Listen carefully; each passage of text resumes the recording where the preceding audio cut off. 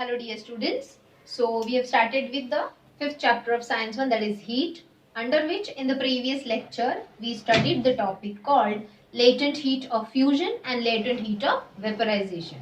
Right? Means when we supply heat to any substance, only its state changes from solid to liquid or liquid to gases. But there is no change in the temperature. Now for up to particular time, it's not forever. For example, when we start heating ice, until and unless it will completely melt into water, its temperature will remain constant. Once it will get completely melted into water, then again its temperature will start increasing and then it will convert into gaseous state. Are you getting that? Okay. Now, the next property of the ice which we are going to study today is rigidation. What is the property of rigidation? Students, let me show you with an example.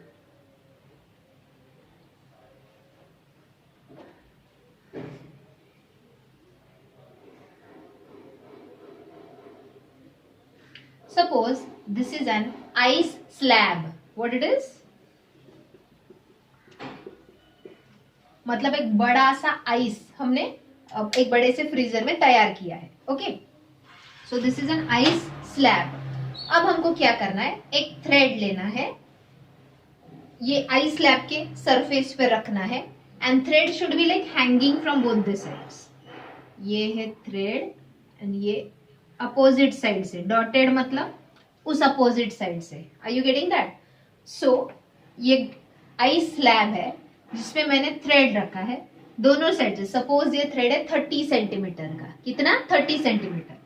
तो ये है 10 centimetre of the thread, ये है उसका 10 centimetre of the thread and ये पीछे से वो साइड से 10 centimetre of the thread. Are you getting it?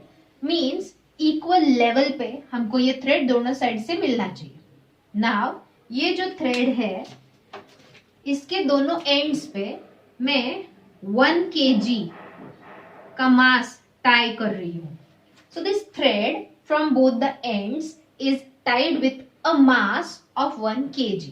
Now students you tell me, ये तुम्हारा हाथ है, सपोज ये ग्लास स्लैब है, ये पेन मैंने इसके ऊपर रखा. अब ये थोड़ा वेटलेस है, इससे थोड़ा हैवी कुछ तो लो और अपने हाथ पे रखो. What you will feel? Will you feel a pressure on the surface of your hand? So मैंने ये जो 1 kg के weight at the both ends of the thread tie किए हैं to apply pressure on the surface of the ice. Are you getting that? अब can you tell me what is the melting point of ice? Correct. Melting point of ice is 0 degree Celsius, right? मतलब 0 degree Celsius पे ice will start melting. 0, 1, 2, 3 जैसे जैसे temperature बढ़ेगा, degree Celsius बढ़ेंगे, it will start melting. Right? अब students, जब मैं इसके ऊपर ये थ्रेड रख रही हूं which is tied with the mass which will apply pressure on the surface of ice, because of the pressure, I will say because of the applied pressure, melting point of ice decreases below 0 degree Celsius. मतलब ये ice का melting point 0 degree Celsius से भी कम हो जाता है because of the applied force. अब तो मुझे बताओ, ये ग्लास स्लैब है, ये थ्रेड है, दोनों तरफ से थ्रेड लटक रहा है, उसको मास है, प्रेशर अप्लाई हो रहा है पूरे आइस पे, ये पूरे एंटायर आइस पे प्रेशर अप्लाई हो रहा है कि सिर्फ इतने रीजन पे? Yes, only this much region पे प्रेशर है. तो सिर्फ वहां का जो आइस है, only the ice at this region, उसका टेम्परेचर, उसका मेल्टिंग पॉइंट डिक्रीज होगा, बाकी पार्ट का नहीं, वहां पे प्रेशर अप्लाइड नहीं है. अब ये प्रेशर की वजह से इतने रीजन का आइस मेल्ट होके थ्रेड नीचे जाएगा.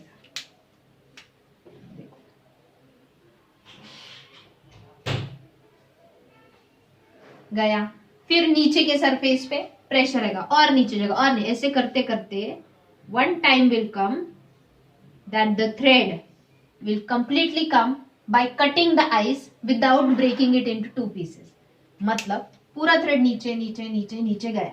जैसे थ्रेड नीचे जा रहा है, अपर के सरफेस का प्रेशर रिलीज हो रहा है, वापस मेल्टिंग पॉइंट इंक्रीज हो रहा है एंड आइस वापस फ्रीज होगा. नीचे नीचे ऐसे आइस करते करते पूरा थ्रेड, पूरा आइस स्लैब पास करके नीचे निकल आएगा एंड आइस के 2 पीस भी नहीं होंगे. लाइक नाइफ से कट किया तो 2 पीस होते, वैसे ये थ्रेड पूरा निकल आया नीचे लेकिन कट नहीं हुआ। क्यों? Because only on the region where pressure is applied the melting point decreases and the ice only at that place melts and thread goes down. Again when the thread goes down, जो अपर reason है वहां का pressure चला गया, वापस melting point increase हो गया to 0 degree Celsius and ice वापस मेल्ट हो गया। समझे? So this property of the ice is called rigidation. Are you getting me? So students, we have studied this property of ice, that is rigidation, when we are eating ice candy. बर्फ का गोला खाते हैं ना हम, वो बर्फ का गोला जो बना के देते हैं अंकल, वो क्या करते हैं, पहले आइस को प्रेशर से क्रश करते, बिकॉज ऑफ द प्रेशर वो आइस का मेल्टिंग पॉइंट क्या हो जाता है, डिक्रीज। फिर वो जो क्रश्ड आइस है उसके ऊपर वो हाथ से प्रेशर लगाते हैं। सो बिकॉज ऑफ प्रेशर जो क्रश्ड पार्टिकल्स है वो मेल्ट होते हैं अंदर के एंड वो मिक्स हो जाते हैं। जैसे ही उसने प्रेशर लगाना बंद कर दिया, pressure is released, again it converts into ice. समझे? So this phenomenon is called rigidation. So what is rigidation? The phenomenon in which due to applied pressure the ice melts into water and when the pressure is removed it again converts into ice is called rigidation. Understood students? Okay. So this is about the first topic which we started today, rigidation. अब हम अगला topic पढ़ने वाले हैं. So students, rigidation is the property of ice, the special property of the ice due to applied pressure. Okay.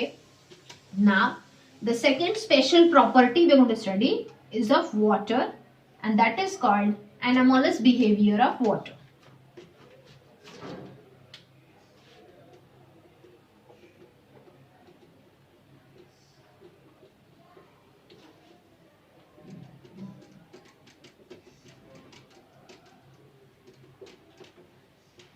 Anomalous behavior. अब यहाँ पे anomalous behavior of water, you can simply call it anomalous behavior of water.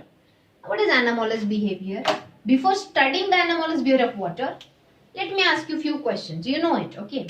Now students, you tell me, suppose it is a solid and I'm heating it.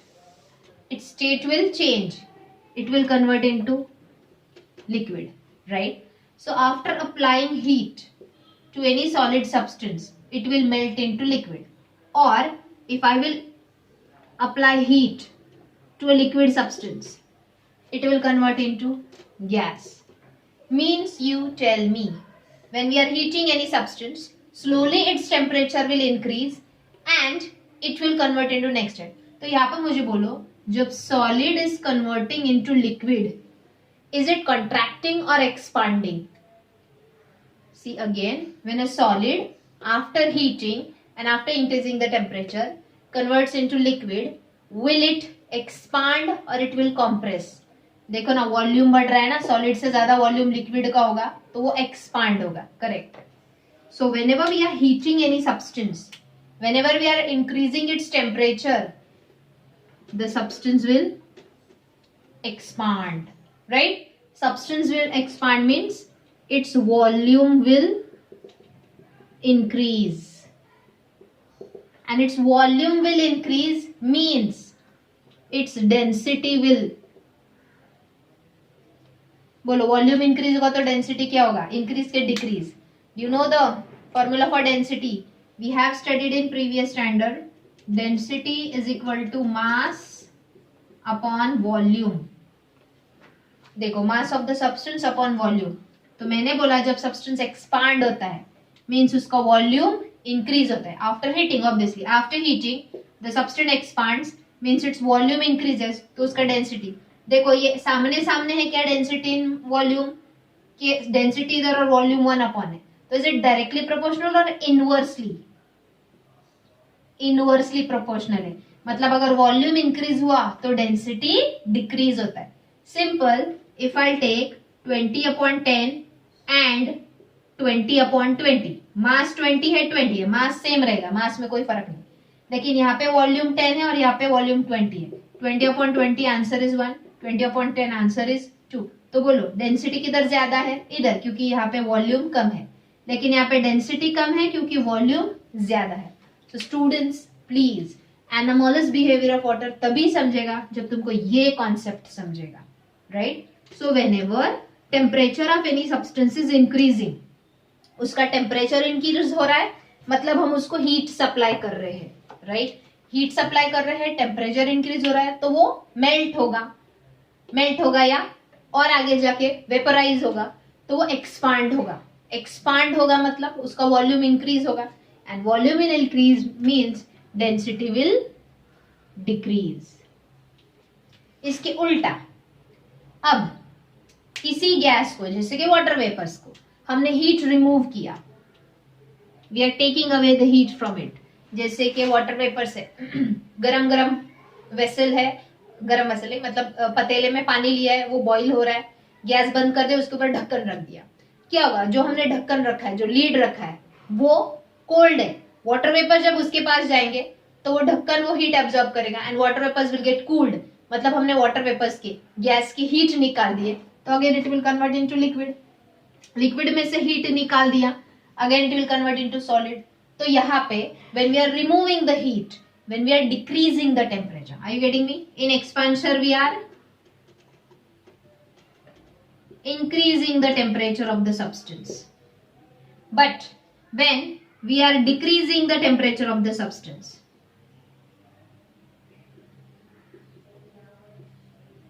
when we are decreasing the temperature of the substance, simple है, water है, तुमने उसका temperature निकाल लिया, its volume will decrease, so it will contract. जब heat करते हैं तो एक्सपांड होता है, जब हीट निकाल लेते तो कॉन्ट्रैक्ट होता है। कॉन्ट्रैक्ट हो रहा है मतलब वॉल्यूम डिक्रीजेस, एंड जब वॉल्यूम डिक्रीज होता है means density increases. Are you getting me? Okay, अब एक काम करो, 2 मिनट के लिए वीडियो पॉज करो, ये दोनों टॉपिक एकदम बाय हार्ट करो, दिमाग में फिट करो, क्योंकि जो मैं अगला एनामोलस बिहेवियर ऑफ वाटर पढ़ाने वाली हूँ उसमें ये ही चीजें अगर क्लियर है माइंड में कि अगर एक्सपांड हो गया तो डेंसिटी डिक्रीज होगी, कॉन्ट्रैक्ट हो गया तो डेंसिटी इंक्रीज होगी, इसके ऊपर ही पूरा ये एनामोलस बिहेवियर है। Okay,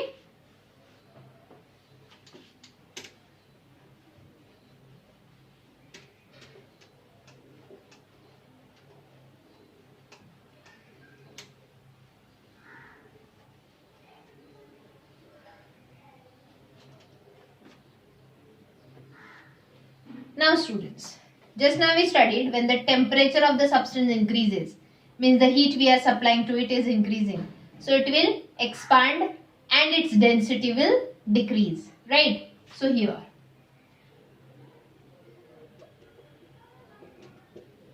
between the temperature 0 degree Celsius to 4 degree Celsius, अगर मैं बोलूं मेरे पास 0 डिग्री सेल्सियस का वाटर है, मतलब आइस पूरा मेल्ट हो गया, क्विकली आइस मेल्ट होने के बाद जो टेम्परेचर है वाटर का हो गया 0 डिग्री सेल्सियस। अब 0 से लेके 1 डिग्री हो गया, 2 डिग्री हो गया, 3 डिग्री हो गया, 4 डिग्री हो गया, वाटर का टेम्परेचर यहाँ पे क्या हो रहा है बताओ, इंक्रीज हो रहा है कि decrease?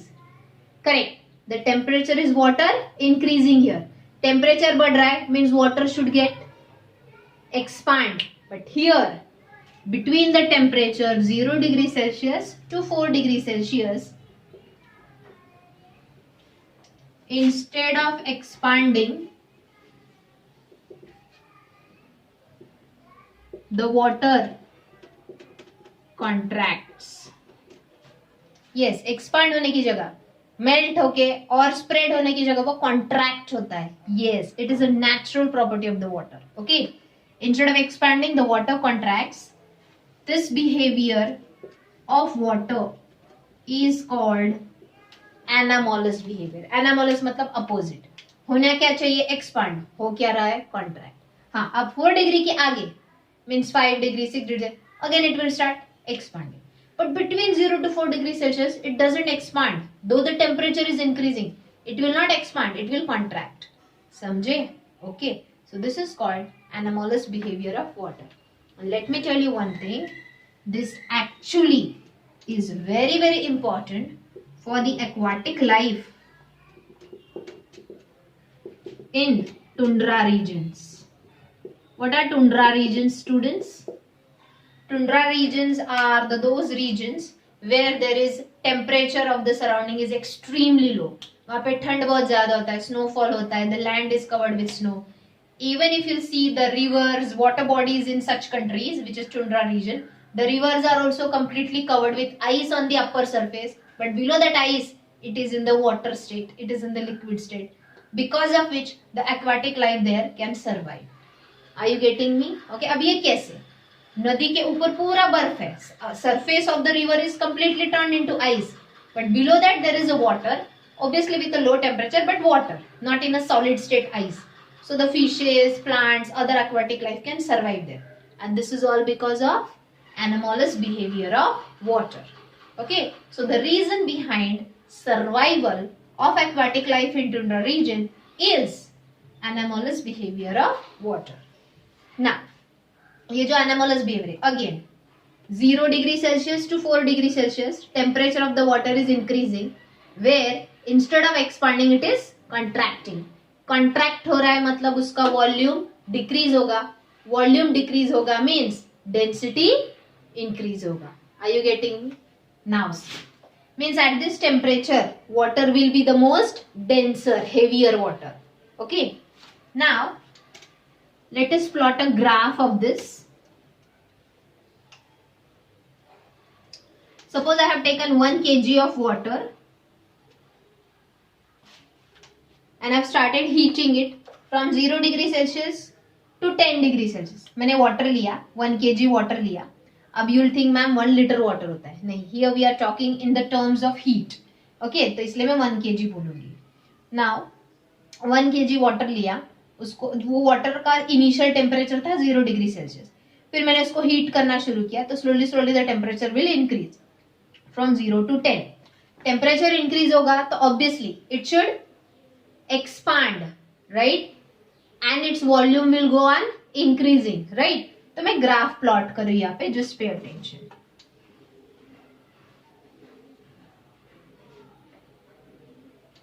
So this is y-axis, this is x-axis. On x-axis, I am showing the temperature in degree Celsius. So obviously, origin that is 0 degree Celsius. 1, 2, 3.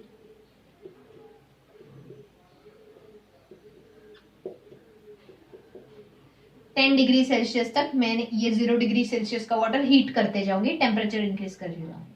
Now on the Y axis I am showing the volume of water.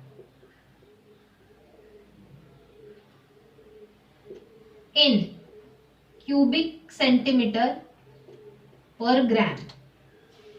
वो क्या है?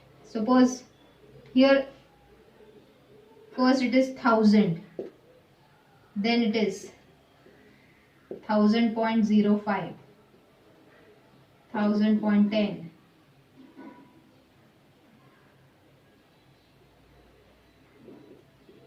1000.15, 1000.20, 1000.25, 1000.30, 1000.35. Okay, अब students ये water है at 0 degree Celsius. At 0 degree Celsius initially जो उसका suppose volume था, initially जो मैंने 1 kg वाटर लिया था, उसका जो वॉल्यूम था वो सपोज था 1000.10 suppose. Okay, now when at 0 degree Celsius its volume is 1000.10. At 1 degree Celsius it goes down, down, down, down and down. See here at 4 degree Celsius उसका वॉल्यूम सबसे lowest है. Are you getting me? सबसे lowest volume है. Are you getting me? क्योंकि instead of expanding it is contracting. Temperature बढ़ रहा है लेकिन वॉल्यूम डिक्रीज हो रहा है. Are you getting me? Volume decrease हो रहा है एनामोलस बिहेवियर की वजह से. नॉर्मली अगर यहाँ पे मैं कोई और सॉलिड लेती तो ये वॉल्यूम इंक्रीज होते जाता विद टेम्परेचर, लेकिन यहाँ पे इसका वॉल्यूम डिक्रीज हो रहा है टिल 0 डिग्री सेल्सियस. उसके बाद जैसे ही टेम्परेचर बढ़ गया all of a sudden volume again will start increasing. Are you getting me? Means above 4 degree Celsius it expands normally like other liquids, but below 4 degree Celsius instead of expanding it is contracting. Okay students, so this is called this part of the graph shows anomalous behavior of water, and at 4 degrees Celsius the volume of the water is least. सबसे कम volume होता है क्योंकि ये highly contracted होता है, and सबसे lowest volume means highest density. So water at 4 degree Celsius has highest density. Understood, students? Okay, so this is about the anomalous behavior of water. अब ये जो anomalous behavior है water का, it was proved by a scientist called Hope.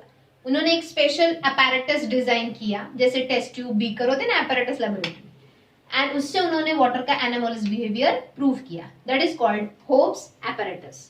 Let me show you. Hope's apparatus to prove anomalous behavior of water.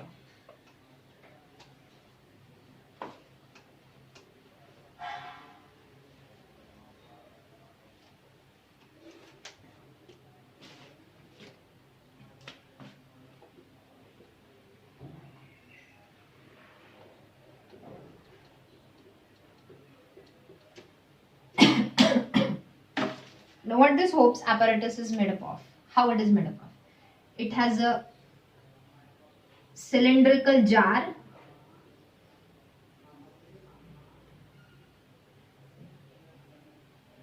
Okay, this is a cylindrical jar. In the middle of the cylindrical jar, there is a bowl around it.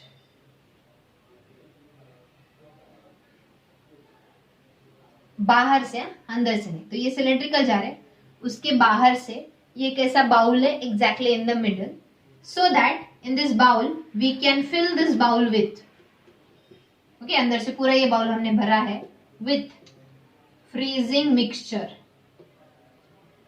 Now what is freezing mixture? Ice plus salt. जिसकी वजह से ice जल्दी melt नहीं होगा, उसका जो coolness है वो व्हाट वी कैन से बहुत ज्यादा टाइम तक रहेगा. ओके, नाउ ये जो सिलेंड्रिकल जार है, above and below the bowl there are 2 holes to fit a thermometer.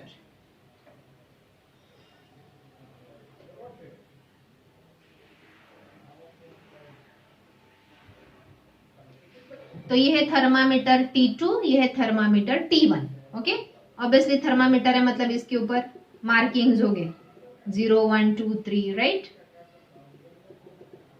0 1 2 3 4 5 till suppose 12. 0 1 2 3 4 5 till 12. अब ये जो सिलेंडर है, up to its tip we want to fill it with water.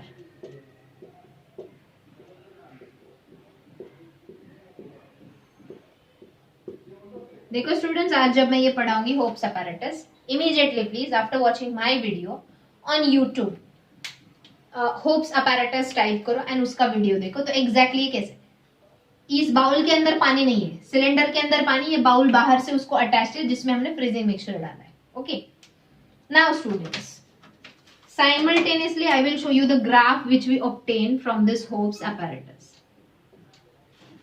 Okay, T1 and T2 दोनों इधर से ही start करेंगे. Okay, wait now. At ये जो y एक्सिस है, यहाँ पे हम दिखा रहे हैं टेम्परेचर 12 डिग्री सेल्सियस.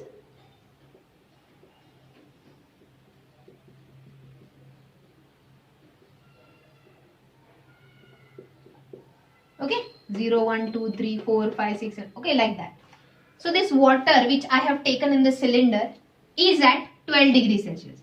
मतलब स्टार्टिंग में दोनों थर्मामीटर पे टेम्परेचर रीडिंग क्या होगा? 12 degree Celsius. Are you getting it? क्योंकि the water which we have taken is at 12 degree Celsius.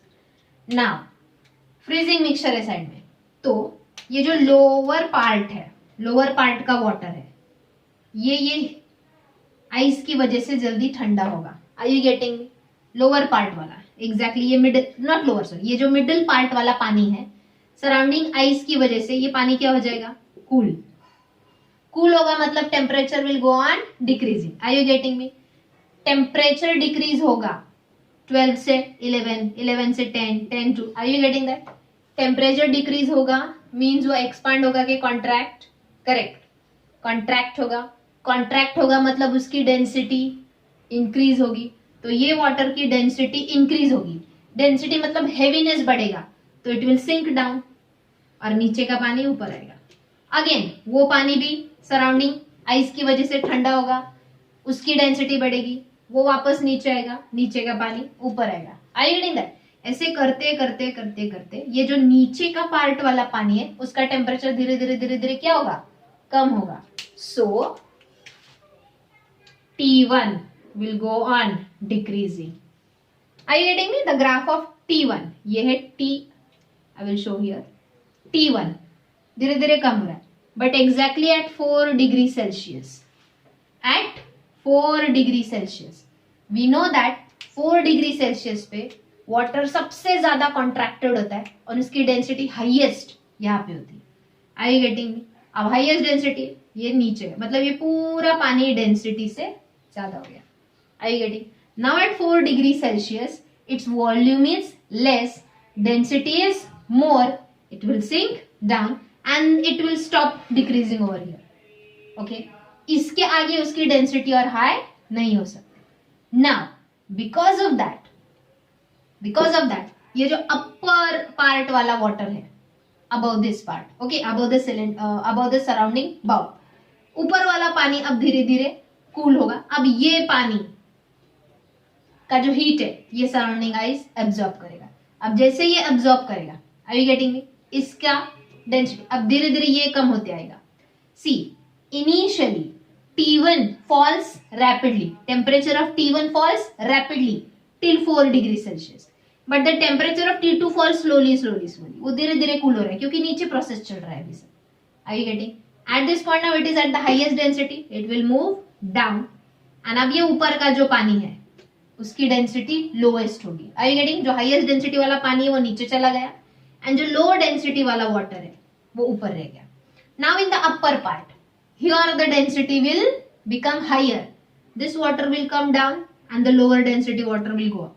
Again this will come down, lower density will go up. ऐसे करते करते करते ये भी कौन से टेम्परेचर तक आएगा?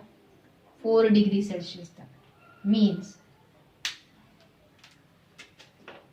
12 डिग्री से